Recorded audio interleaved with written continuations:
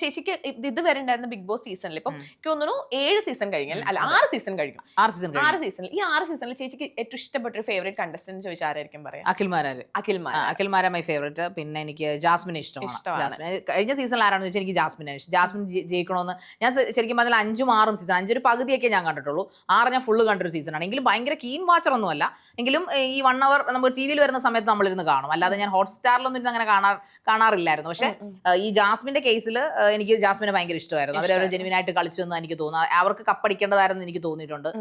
ഇപ്രാവശ്യം കപ്പടിച്ച ആൾ അതിന് അർഹനല്ലായിരുന്നു എന്ന് എനിക്ക് തോന്നിയിട്ടുണ്ട്. കാരണം കുറെ കൂടെ എല്ലാവരും പറയും ഇപ്പൊ എന്റെ വീട്ടിൽ അദ്ദേഹത്തിന് ഫാനുണ്ട്, പിന്നെ ടൈറ്റിൽ വിന്നർക്ക് ഫാൻസ് ഉണ്ട്, അദ്ദേഹം കപ്പടിക്കണമെന്ന് തന്നെ പറയും. പക്ഷെ എനിക്ക് എന്റെ പേഴ്സണൽ അഭിപ്രായം മാത്രമായിട്ടോ അഭിപ്രായത്തിൽ ജാസ്മിൻ കപ്പടിക്കാൻ പറ്റുന്ന ആൾക്കാരോട് ഉണ്ടായിരുന്നു. പിന്നെ കഴിഞ്ഞ സീസൺ കുറെ കൂടെ രസമായിരുന്നു.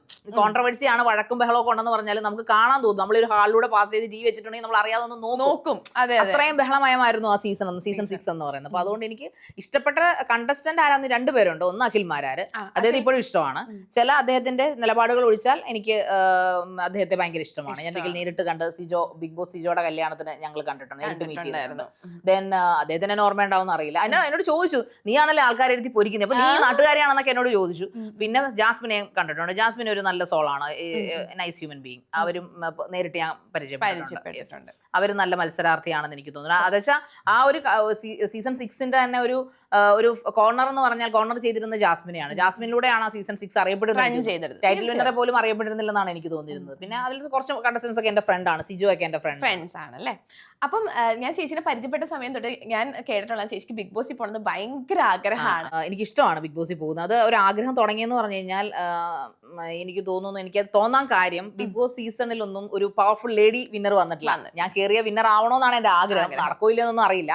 എങ്കിലും നിലപാടുകൾ അറിയിച്ച്, അതായത് ഒരു പുരുഷനോടോ അല്ലെങ്കിൽ ഓപ്പോസിറ്റ് നിൽക്കുന്ന ആരോടോ നിലപാടുകൾ സ്റ്റേബിളായിട്ട് നിൽക്കുന്ന സ്ത്രീ കണ്ടസ്റ്റൻസ് അതിനകത്ത് കുറവായിട്ടാണ് എനിക്ക് തോന്നിയത്. ഒന്നെങ്കിൽ അവരെ ഒതുക്കും, കണ്ടസ്റ്റൻസിന്റെ കാര്യം തന്നെ ഞാൻ പറയുന്നത്, ഒന്നെങ്കിൽ അവരെ ഒതുക്കി മൂലയ്ക്ക് മാറ്റും, അല്ലെങ്കിൽ അവർ കരയും, അല്ലെങ്കിൽ അവർ മറ്റേ എന്താ പറയുക മറ്റേ കാർഡ് ഇറക്കുമല്ലോ, എന്തോ അതിനൊരു പേര് പറയുമല്ലോ, ജെൻഡർ കാർഡോ അല്ലെങ്കിൽ സ്ത്രീ എന്നുള്ളൊരു കാർഡൊക്കെ ഇറക്കി അവർ വേറെ ഒരു തലത്തിലേക്ക് പോകും. മറിച്ച് അടിച്ചടിച്ച് നിൽക്കുന്ന സ്ത്രീകൾ എനിക്ക് തോന്നില്ല ഒരു സീസണിൽ വന്നിട്ടില്ല. അങ്ങനെ അടിച്ചു നിൽക്കുന്ന ഒരു സ്ത്രീ ആയിരിക്കണം എന്നത്, അല്ലെങ്കിൽ ഒരു സ്ത്രീ പോട്ടെ ഒരു കണ്ടസ്റ്റന്റ് ആയിരിക്കണം, ജെൻഡർ ഇല്ലാതെ. അപ്പൊ എത്ര ജെൻഡർ ഇല്ലെന്ന് നമ്മൾ പറഞ്ഞാലും മെഹറിനകത്ത് വയ്ക്കുമ്പോൾ അവളൊരു സ്ത്രീ അല്ലേ, അവൾ എത്ര പറ്റും, ഇതൊരു പുരുഷന്റെ കളിയാണെന്നൊക്കെ പലരും പറഞ്ഞാൽ കണ്ടിട്ടുണ്ട്. മെയിൽ ഡോമിനന്റ് ആയിട്ടുള്ള ഒരു പ്ലാറ്റ്ഫോം ആണെന്നൊക്കെ ഞാൻ കേട്ടിട്ടുണ്ട് നേരത്തെയൊക്കെ. പക്ഷെ നേരിട്ട് അതുകൊണ്ട് തന്നെ ആ ഷോയിൽ ഒന്ന് നേരിട്ട് കയറണമെന്നും എനിക്ക് ഒരു 2 വർഷം മുമ്പ് ഈ ഷോയോട് ഭയങ്കര പുച്ഛവും കാര്യങ്ങളൊക്കെ ആയിരുന്നു. എന്തിന് വേറെ പണിയില്ല ചുമ്മാ എന്നൊക്കെ പറഞ്ഞു. പക്ഷെ ഒരു 5ാമത്തെ സീസൺ, അഖിൽമാരാരുടെ സീസൺ തൊട്ട് ഞാൻ കാണാൻ തുടങ്ങിയപ്പോൾ ഉറപ്പായിട്ടും ഇതിലൊന്ന് പോകണം, ഒന്ന് പോയി അവിടെ ഒന്ന് കിടന്ന് വരകണം. അവിടെ പോയി കഴിഞ്ഞാൽ ചേച്ചി എങ്ങനെയായിരിക്കും? ചേച്ചി ഇപ്പം ഞാനായിട്ട് തന്നെ ആയിരിക്കും, അതിലൊരു സംശയം. ഒരുപാട് പേര് നമ്മളോട് പറയും, ഇങ്ങനെ പറയുന്നത് ഞാൻ കേട്ടിട്ടുണ്ട്. എന്നോടല്ല, ഇങ്ങനെ ഈ കണ്ടസ്റ്റൻസിനോട് ഇങ്ങനെ ഉപദേശമൊക്കെ കൊടുക്കുന്ന ഉപദേശികൾ പറയുന്നത് ഞാൻ കേട്ടിട്ടുണ്ട്. എന്ന് വെച്ചാൽ നമ്മൾ ഉപദേശിക്കുന്നത് നമ്മൾ പുച്ഛിക്കുമല്ല, അവർ നമ്മളോടുള്ള കൺസേൺ കൊണ്ടോ അല്ലെങ്കിൽ നീ അങ്ങനെ പോകാൻ താല്പര്യപ്പെടുന്നുണ്ടെങ്കിൽ, അതിന് പ്രിപ്പയർ ചെയ്യുന്നുണ്ടെങ്കിൽ നീ ചെയ്യേണ്ട കാര്യം അതിലൊന്ന് കാണണം, കണ്ടുപഠിക്കണം, എന്നിട്ട് അതിനെക്കുറിച്ച് ഒരു പഠനം നടത്തണം. ഇതൊക്കെ എനിക്ക് ടെൻഷനാണ്. ബിക്കോസ് ഞാനൊരു ഇന്റർവ്യൂ എടുക്കാൻ പോകുമ്പോൾ സ്വാഭാവികമായിട്ട് ഞാനിപ്പോൾ മെഹറിനെയാണ് ഇന്റർവ്യൂ ചെയ്യുന്നതെങ്കിൽ ഞാൻ മെഹറിനെ കുറിച്ച് പഠിക്കും, മെഹറിന്റെ ഇന്റർവ്യൂസ് പഠിക്കും, മെഹറിന്റെ ഇന്റർവ്യൂസ് ഒന്ന് കാണും. പക്ഷെ ഞാനൊന്നും പ്രിപ്പയർ നോട്ട്സ് ആക്കത്തില്ല, എനിക്ക് നോട്ട്സ് ആക്കി ചെയ്യാൻ പറ്റില്ല. മെഹറിനെ കുറിച്ച് പറഞ്ഞിട്ട് മെഹറിന്റെ മുമ്പിലെ കൊണ്ട് എന്നെ ഇരുത്തുമല്ലോ, അപ്പൊ കുറച്ച് ക്വസ്റ്റ്യൻസ് എന്റെ മനസ്സിലുണ്ട്. അതിൽ നിന്ന് മെഹർ തിരിച്ച് എന്താണോ പറയുന്നത് അതിൽ കയറിയാൽ ഞാൻ പിടിക്കുന്നത്. അതുകൊണ്ടാണ് കോൺട്രവേഴ്സി ആക്കാൻ എനിക്ക് പറ്റും. അപ്പൊ എനിക്ക് അങ്ങനെ ചെയ്യാൻ പറ്റുള്ളൂ. എനിക്ക് സ്ക്രിപ്റ്റ് ഷോസ് ചെയ്യാൻ പറ്റില്ല. സ്ക്രിപ്റ്റ് ഷോസ് എന്ന് പറഞ്ഞാൽ സ്ക്രിപ്റ്റ് ഞാൻ ഒരു അവലോകനം നടത്തുന്നതല്ലാതെ അവർ പറയുന്ന പടിയിൽ എനിക്ക് ചെയ്യാൻ പറ്റില്ല. അത് ഞാൻ ഏത് പ്ലാറ്റ്ഫോമിൽ പോയാലും ഞാനോട് പറയും, നിങ്ങളുടെ രീതിക്ക് എനിക്ക് കളിക്കാൻ പറ്റില്ല. എന്റെ രീതിക്ക് ഈ ഷോ സക്സസ് ആണെങ്കിൽ എന്റെ രീതിക്ക് എന്നെ വിട്ടു തരണം, എന്നാൽ മാത്രമേ എനിക്ക് കളിക്കാം. അത് 100% ആയിട്ട് ഞാൻ ചെയ്തു കൊടുക്കുകയും ചെയ്യും. അതുകൊണ്ടാണ് ഞാൻ ഈ മറ്റേ ഹോട്ട് സീറ്റ് പോലുള്ള സാധനങ്ങളിൽ പോയിരുന്നിട്ട് 100% ആ ഷോ സക്സസ് ആക്കാൻ വേണ്ടിയിട്ട് ചെയ്യുന്നത്. അതിൽ എനിക്ക് കുറെ പ്രശ്നങ്ങൾ ഉണ്ടായിട്ടുണ്ട്. എന്റെ ഫാമിലിക്ക് പ്രശ്നങ്ങൾ, ഫാമിലിയോട് ഒരുപാട് ക്വസ്റ്റ്യൻസ് ചോദിച്ചിട്ടുണ്ട്. എന്ന് വെച്ചാൽ ഞാൻ അതൊന്നും മൈൻഡ് ചെയ്യുന്ന ആളല്ല, ഞാൻ എന്നെ ലവ് ചെയ്യുന്ന ഒരാളാണ്. അപ്പോൾ അതുകൊണ്ട് എന്റെ ഫാമിലിക്ക് അത് പ്രശ്നമാക്കേണ്ടെന്ന് തന്നെ ഞാൻ വിചാരിക്കും.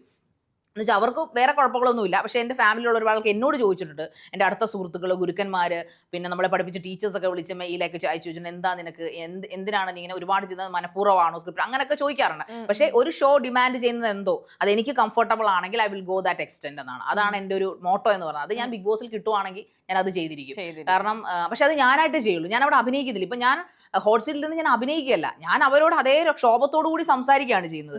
കാരണം ഗൗരവം വരുമല്ലോ, നമ്മൾ അങ്ങനെയുള്ള അവർ തിരിച്ചിങ്ങോട്ട് ചോദിക്കും, അപ്പോൾ അവരെ പ്രൊവോക്ക് ചെയ്യാൻ വേണ്ടി എനിക്കത് ചെയ്തേ പറ്റുള്ളൂ. പക്ഷേ ഇപ്പോൾ ബിഗ് ബോസിൽ എനിക്ക് കിട്ടുവാണെന്നുണ്ടെങ്കിലും ഞാൻ ഉറപ്പായിട്ടും ഞാനായിട്ട് നിൽക്കും. എനിക്ക് ജനങ്ങൾ വോട്ട് ചെയ്യേണ്ടത് ഞാനായിട്ട് നിൽക്കുന്നതിനായിരിക്കണം എന്ന് മാത്രമേ എനിക്ക് റിക്വസ്റ്റ് ഉള്ളൂ. പലരും എന്നോട് പറയുന്നുണ്ട് ഒരു ചാടിക്കടിക്കാൻ പോകരുത്, നോമിനേഷനിൽ വരും, അല്ലെങ്കിൽ ദേഷ്യപ്പെടരുത്, പിന്നെ ആവശ്യമില്ലാത്ത കാര്യങ്ങൾ ഇടപെടരുത് എന്നൊക്കെ പറയും. പക്ഷെ എനിക്ക് തോന്നുന്നില്ല ഈ മറ്റേ കൂടാരത്തിനകത്ത് നിന്നുകൊണ്ടൊരു കളി കളിക്കാൻ എനിക്ക് പറ്റുമെന്ന് തോന്നുന്നില്ല. എനിക്ക് എന്താണോ അവിടെ ശരിയാണെന്ന് തോന്നുന്നത് നമ്മൾ ചിന്തിക്കുമല്ലോ, എന്തായാലും നമുക്കൊരു ചിന്ത വരും, അത് വേണമെന്ന് ചിന്തിച്ച് ചെയ്യണമെന്നുണ്ട്. എങ്കിൽ പോലും ഭയങ്കര പ്ലാൻ ചെയ്ത് പ്രിപ്പയർ ചെയ്ത് നോമിനേഷൻ ലിസ്റ്റിൽ വരല്ലേ എന്നും പറഞ്ഞ് മോനെ അങ്ങനെ ചെയ്ത് ശരിയായില്ല കേട്ടോ അങ്ങനെയൊന്നും പറയാൻ പറ്റുമെന്ന് എനിക്ക് തോന്നുന്നില്ല. വേറെ ഞാൻ എന്തായാലും നീ ചെയ്ത് ശരിയായില്ലടാ എന്ന് തന്നെ പറയും. അപ്പോൾ ഞാൻ ജെനുവിനായിട്ട് നിൽക്കുന്നതിന് മാത്രം ജനങ്ങൾ എനിക്ക് വോട്ട് ചെയ്താൽ മതി.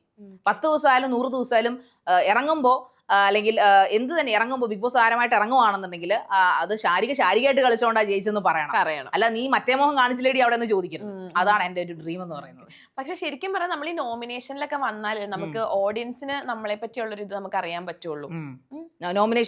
നോമിനേഷന് വരുന്നെങ്കിൽ അത് ചിലവർ എന്നോട് പറഞ്ഞു, നോമിനേഷനിലൊക്കെ നമ്മൾ വരിക എന്ന് പറയുമ്പോൾ അത് ഒന്നെങ്കിൽ നിന്നെ പേടിച്ചിട്ടായിരിക്കും, അല്ലെങ്കിൽ ഈ എന്തായാലും എന്റെ ഒരു സ്വഭാവം ഞാൻ അവിടെ കോർണർ ചെയ്യപ്പെടും. ചൊറിയാൻ സ്വഭാവം എന്നെ ആരെങ്കിലും ഒക്കെ ചൊറിയാൻ വരുമല്ലോ. അപ്പോൾ നോമിനേഷൻ ചെയ്യപ്പെട്ടോട്ടെ, അതിൽ എനിക്ക് പേടിയൊന്നുമില്ല. പക്ഷേ നോമിനേഷൻ ചെയ്യുമ്പോൾ ജനങ്ങൾ ചിന്തിക്കണം, ഇവളാണ് ശരി, ഇവള് ചെയ്ത് ശരിയാണ് എന്ന് പറഞ്ഞ് വോട്ടുകൾ എനിക്ക് വരണമെന്നാണ് ആഗ്രഹിക്കുന്നത്. എന്റെ ആഗ്രഹമാണ്. പക്ഷെ അവിടെ ജെനുവിനായിട്ട് കളിച്ചവർക്കൊക്കെ എത്രമാത്രം പ്രാധാന്യം കിട്ടണമെന്ന് നമുക്ക് അറിഞ്ഞുകൂടാ. ഇനി എന്തായാലും കളത്തിൽ ഇറങ്ങിയാലേ കളി കളിക്കാൻ പറ്റത്തുള്ളൂ. നോക്കാം, ലെറ്റ്സ് സീ.